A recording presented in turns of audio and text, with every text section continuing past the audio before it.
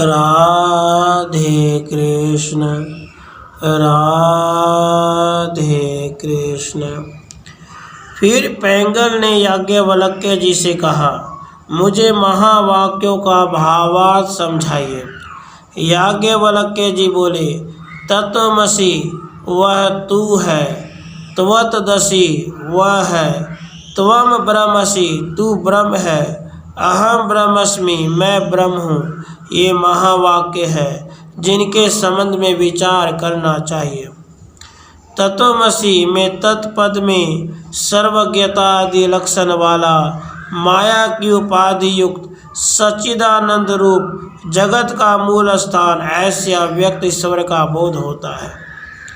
अंतःकरण की उपाधि के कारण नहीं, ईश्वर भिन्नता का बोध होने से त्वम पद द्वारा भी प्रकट किया जाता है। ईश्वर की उपाधि माया और जीव की अविद्या है। इनको छोड़ देने से तत् और त्वम पद द्वारा भी प्रकट किया जाता है। ईश्वर की उपाधि माया और जीव की अविद्या है। इनको छोड़ देने से तत् और त्वम पदों का आश्रय उस ब्रह्म से है जो प्रत्येक आत्मा से अभिन्न है। इस प्रकार तत्वमसि और अहम ब्रह्मस्मि का श्रवण होता है।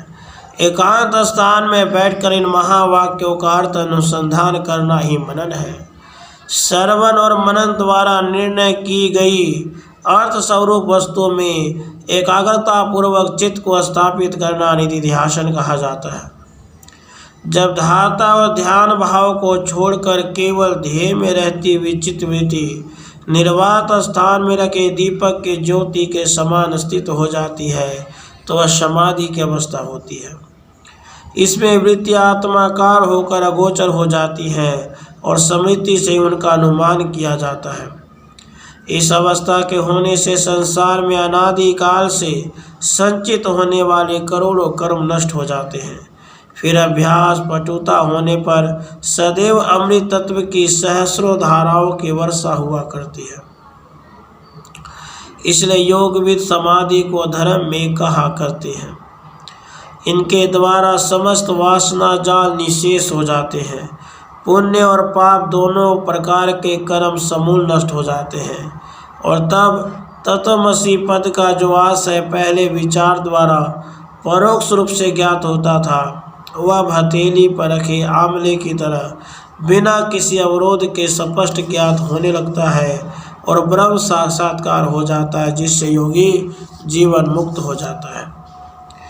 जब ईश्वर ने पंचीकृत भूतों को फिर अपंचीकृत करने की कामना की तो उसे ब्रह्मांड और उसके अंतर्गत लोकों को कार्य रूप से फिर कारण रूप में प्राप्त करा दिया।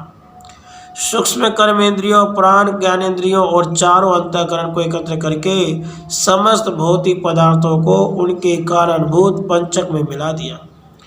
तत्पश्चात भूमि जल में, जल अग्नि में, अग्नि वायु में, प्रकाश वायु में, आकाश अहंकार में, अहंकार महत में, महत अव्यक्त में, अव्यक्त पुरुष में कर्म से लय हो गए। विराट हिरण्यगर्भ और ईश्वरीय उपाधियां न रहने से परमात्मा में लीन हो गए। पंचीकृत महाभूतों द्वारा इन और संचित कर्मों का परिपाक होने से अपंचीकृत होकर सूक्ष्म मिलाकर कारण रूप में प्राप्त हो जाता है। फिर वह कारण के कारण कुटस्थ प्रत्येक आत्मा में लय हो जाता है। विश्व में तेजस और प्राज्ञ भी अपने उपाधियों के नष्ट हो जाने से प्रत्येक आत्मा में लीन हो जाते हैं। ब्रह्मांड अपनी कारण रूपी विद्या के साथ ज्ञान अग्नि में भस्म होकर परमात्मा में विलीन हो जाता है। इस प्रकार ब्राह्मण ब्रह्मरत पुरुष को समाहित भाव से सदैव तत् और त्वम पदों का एक करते रहना चाहिए।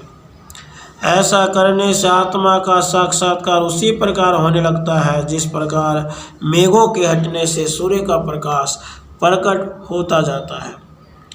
कलश के मध्य रखे हुए दीपक के समान शरीर में रहने वाले निर्दुम ज्योति रूप अंगुष्ठ मात्र आत्मा का ध्यान करें।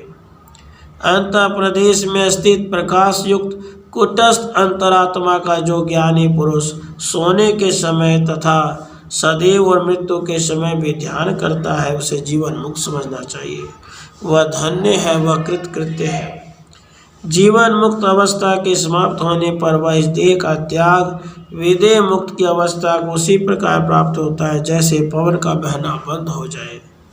फिर शब्द स्पर्श रूप रस गंध से रहित अव्यय नित्य अनादि अनंत महत से परे और ध्रुव ऐसा निरामय ब्रह्म ही शेष बच जाता है। राधे कृष्ण, राधे कृष्ण।